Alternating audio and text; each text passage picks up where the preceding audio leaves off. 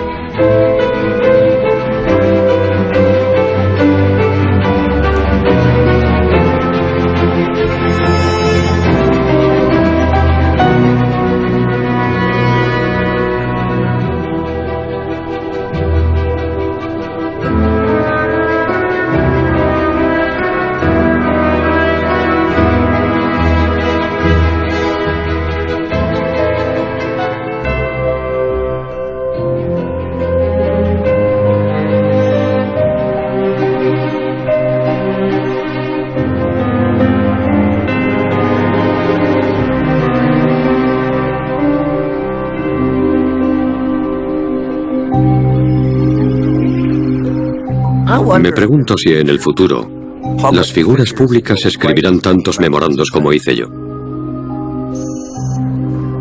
Lo dudo. Supongo que me acostumbré a dictar cosas que eran importantes. No era un diario de ningún tipo. Casi todos eran documentos de trabajo que con el tiempo se han convertido en documentos históricos, pero en su momento todos tenían un propósito. En mis últimos años de uso del dictáfono los llamaban copos de nieve porque se redactaban sobre papel blanco. ¿Cuántos memorandos cree usted que debe de haber? Dicen que en los últimos 6 años en el Pentágono dicté 20.000. Así que tiene que haber millones.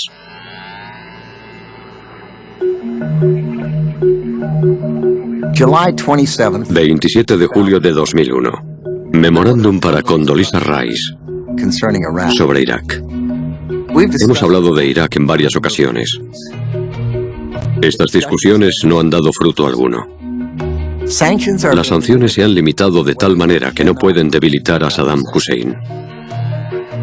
we can publicly acknowledge Podemos reconocer públicamente que las sanciones no funcionan a largo plazo y dejar de fingir que tenemos una política que mantiene a Saddam a raya, when we know he's cuando sabemos que ha sobrepasado ampliamente esa raya. Sin duda, en pocos años, Estados Unidos deberá enfrentarse a un Saddam armado con armas nucleares.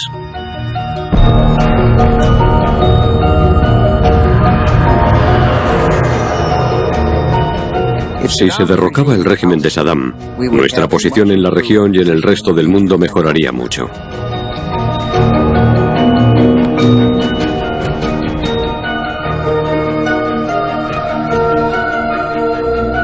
¿Por qué esa obsesión con Irak y con Saddam? well, you love that Le word. encanta la palabra obsesión. Veo cómo se le ilumina la cara cuando la dice. Bueno, soy una persona obsesiva. ¿Ah, sí? Pues yo no. Yo soy tranquilo y comedido. Si se fija en la variedad de mis memorandos, los que tratan de Irak deben de suponer solo el 1%. The reason I was A mí me preocupaba Irak porque venían altos cargos militares y me decían: Mr. Secretary, señor secretario, tenemos un problema. our Tenemos órdenes de volar sobre el norte y el sur de Irak a diario, part of Iraq on a daily basis. junto a los británicos. y nos disparan desde tierra. Va a llegar el día, quizá mañana, o el mes que viene, o el año próximo, en que acabarán derribando a uno de nuestros aviones y matando o capturando a nuestros pilotos y nuestras tripulaciones. Y si eso sucede, la pregunta será, ¿para qué realizábamos esos vuelos? ¿Qué beneficios y qué costes nos han supuesto? ¿Qué ganaba el país con esos vuelos? Entonces te sientas y te dices, creo que debo intentar captar la atención del presidente y recordarle que están disparando a nuestros aviones y que debemos renovar nuestra política sobre Irak. Y recordarle también que tenemos un amplio abanico de opciones. No fue una obsesión, sino un enfoque bien calculado y lleno de matices. Eso creo.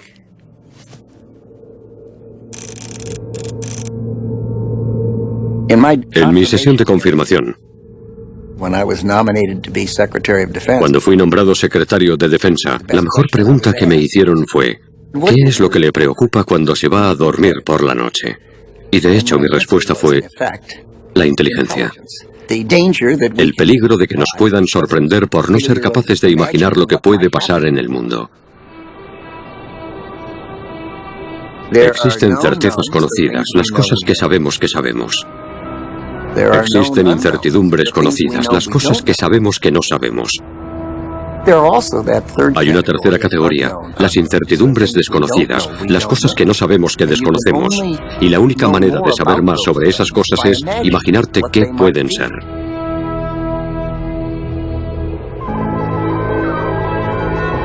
Pearl Harbor fue un fracaso de la imaginación.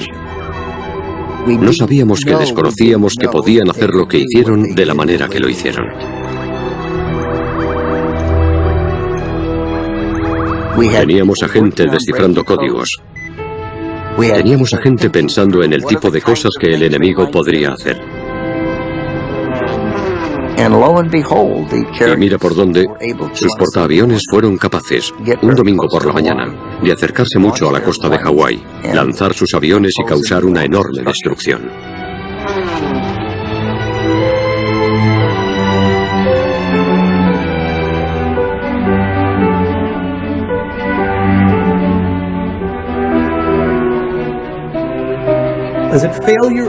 ¿Fue un fracaso de la imaginación o un error a la hora de analizar la información de que se disponía? Consideraron una serie de posibilidades mucho más obvias. Estaban persiguiendo a la presa equivocada. No imaginaban que lo que finalmente sucedió fuera probable. 23 de julio de 2001. Asunto: análisis posterior a Pearl Harbor. En alguna sesión futura diré que no me gustaría tener que estar ante esta comisión para hacer un análisis posterior a un ataque como el de Pearl Harbor. ¿Quién no hizo qué? ¿Cuándo? ¿Dónde? ¿Y por qué? Ninguno de nosotros querría tener que revivir aquí aquella agonía. Más o menos un mes antes del 11 de septiembre de 2001, sería erróneo pensar que la persona que escribió eso, es decir, yo mismo, era clarividente. No lo era. Simplemente había leído suficiente historia como para preocuparme. American 11, climb maintain level 350. American 11, climb maintain level 350. American 11, Boston. The American on the frequency, how do you hear me? American 11, if you hear Boston Center, recontact Boston Center on 127.82. That's American 11, 127.82. Mi consejero en temas militares, el almirante Giambastiani, vino y me dijo, un avión ha chocado contra el World Trade Center. Se suponía que había sido un accidente. Fui a mi despacho desde la sala de conferencias y Giambastiani me dijo entonces que otro avión había impactado contra la otra torre del World Trade Center. En aquel momento supimos que no había sido un accidente sino un atentado. Pocos minutos después noté como el Pentágono temblaba. Así es como empezó para nosotros ese 11 de septiembre.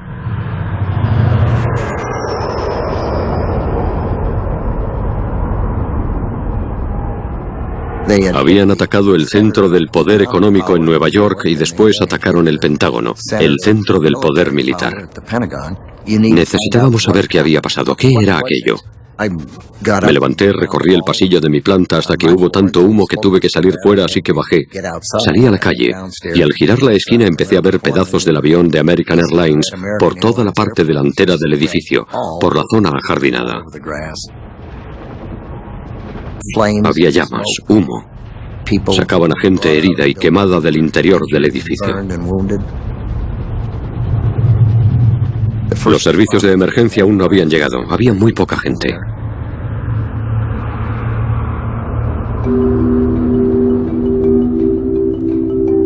¿Cómo cree que consiguieron hacer lo del 11 de septiembre? En retrospectiva parece algo increíble. Todo parece increíble cuando se observa en retrospectiva. Pearl Harbor parece increíble en retrospectiva. Falló la imaginación.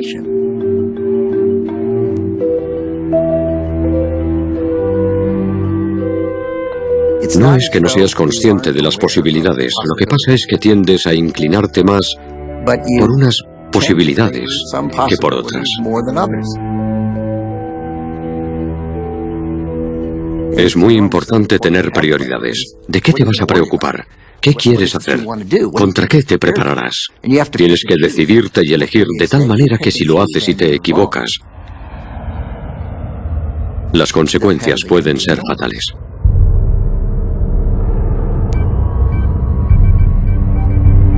30 de septiembre de 2001. Memorándum titulado Planes Estratégicos. El objetivo estratégico de los Estados Unidos debería ser ayudar a los pueblos a deshacerse de los terroristas y librarse de los regímenes que apoyan el terrorismo. Los regímenes de esos países deben entender que sería fatal albergar terroristas que ataquen a Estados Unidos.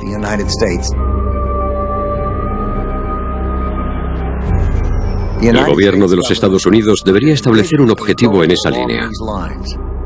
Nuevos regímenes en Afganistán y algún otro u otros estados clave que apoyen el terrorismo. Siria debe abandonar el Líbano. Desmantelamiento o destrucción de la capacidad de obtener armas de destrucción masiva en... Si la guerra no cambia significativamente el mapa político del mundo, Estados Unidos no alcanzará su objetivo.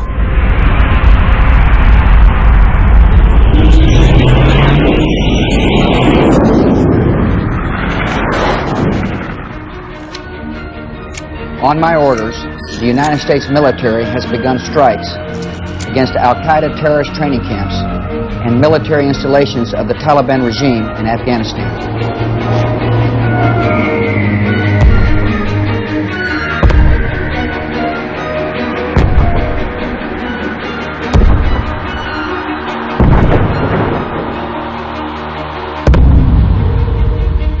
En un tiempo relativamente corto, en cuestión de semanas, se ocupó Kabul, se derrotó a los talibanes, muchos de ellos huyeron del país y muchos miembros de Al-Qaeda fueron eliminados. Osama Bin Laden acabó huyendo a Pakistán.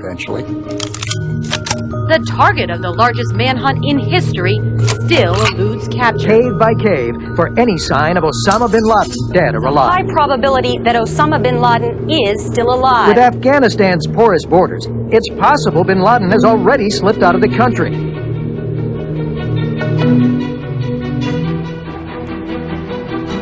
Osama gets away and Osama escapa y provoca la confusión. La gente empezó a pensar que Saddam estaba relacionado con Al-Qaeda y con los atentados del 11 de septiembre. Yo creo que no. Estaba muy claro que la planificación directa de los atentados era obra de la gente de Osama Bin Laden en Al-Qaeda en Afganistán. No creo que el pueblo americano tuviera ninguna duda a ese respecto. En 2003, una encuesta de The Washington Post reflejó que el 69% creía que el líder iraquí estaba personalmente involucrado en los ataques.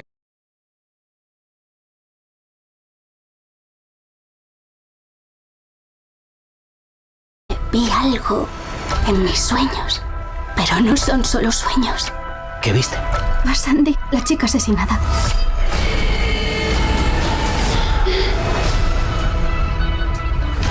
No estoy loca. Solo yo puedo descubrir lo que ocurrió. Un asesinato en el pasado. No quiero hacer eso. Un misterio en el futuro. ¿A dónde vas? Última noche en el Soho. 19 de noviembre en cines.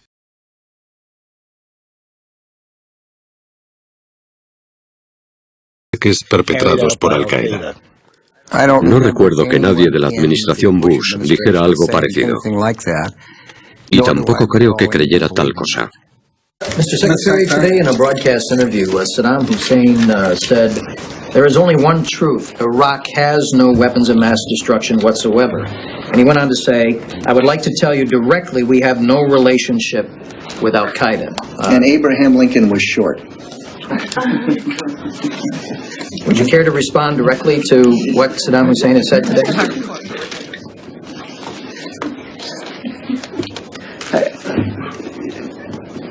How does one respond to that?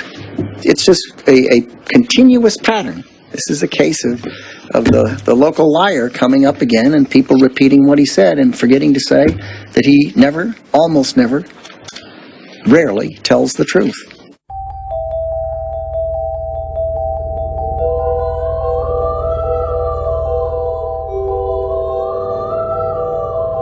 La moneda tiene dos caras. Una de ellas es que creer en la inevitabilidad del conflicto puede convertirse en una de sus causas principales. Y eso es cierto. La otra cara de la moneda, que también es cierta, es que si deseas la paz, prepárate para la guerra. Pero si ambas son verdad, se pueden usar para justificar cualquier cosa. Algo similar ocurre cuando enuncio una de mis sentencias que dice: todas las generalizaciones son falsas, incluida esta. Ahí lo tiene. President did harden his stand toward the United States is on the road to war. Administration officials say the effort to pressure Iraq has moved into a final phase. All the military pieces should be in place to go to war with Iraq.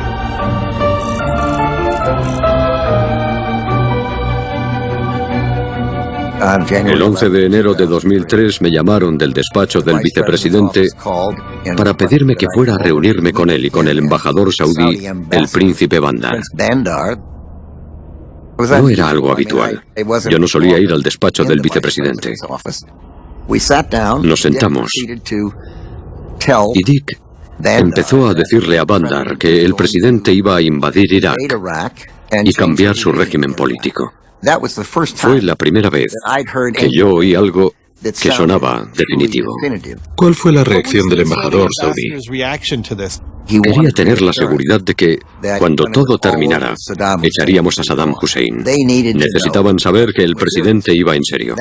Y estoy seguro de que por eso mismo el vicepresidente lo dijo como lo dijo. ¿No es un poco extraño que usted se enterase de esa manera? No. No. A mí no me lo parece.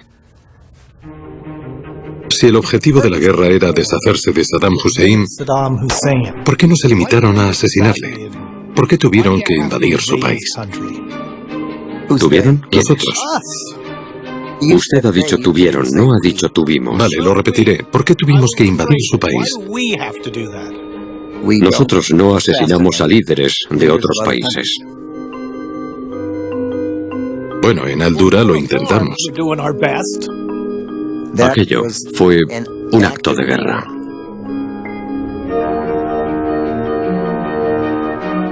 Al comienzo de la guerra, o incluso antes de que empezase, George Tenet vino a verme a mi despacho del Pentágono y me dijo: queríamos saber dónde está Saddam Hussein. Y yo le dije: genial. Y llamé a la Casa Blanca y le dije al presidente que íbamos para allá. Nos reunimos en su despacho. George Tenet fue del despacho oval a otro despacho adjunto y habló con la gente de la CIA que estaba en contacto con los agentes de campo que estaban en Irak. Volvió y dijo que alguien había identificado a Saddam Hussein y que estaba en altura. George Tenet estaba convencido de que la información que le habían dado sus agentes era cierta. Estaban seguros de que estaba ahí.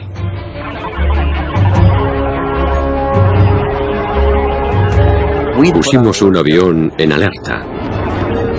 El avión despegó y se dirigió a aquella posición.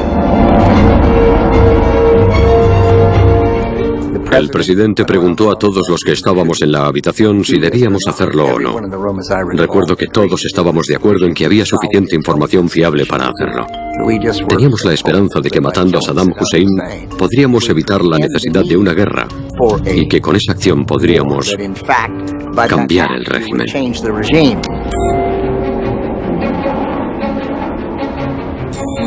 Los aviones intervinieron y atacaron la zona. Mataron a varias personas. Salieron con una camilla y un cadáver en ella. Los agentes sobre el terreno afirmaron que era Saddam Hussein. Creyeron que le habían matado. Y resultó que no era él.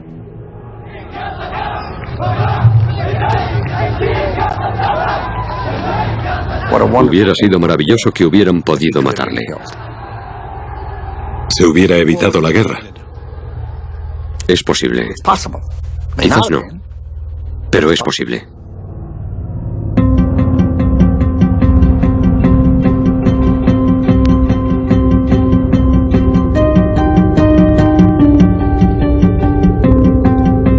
Uno se pregunta por qué no respondieron ante los esfuerzos que se hicieron para evitar la guerra.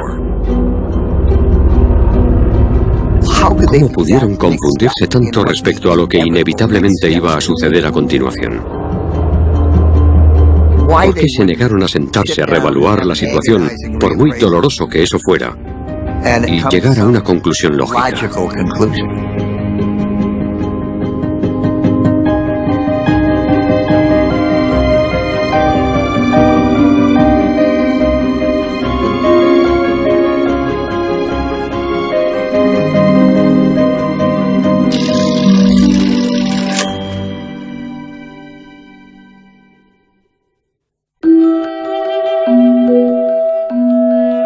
Me eligieron para el Congreso con solo 30 años. Era la época de la guerra de Vietnam y de los derechos civiles. Teníamos que tratar importantes temas. A veces volvía a casa sin saber si había votado lo correcto. Había argumentos en un sentido y en otro y me decía, espero haber votado lo correcto. ¿Por qué he hecho esto o lo otro? Y me sentaba a grabar mis razones. Después de casi todas las votaciones o enmiendas, yo cogía mi pequeño dictáfono y dictaba una nota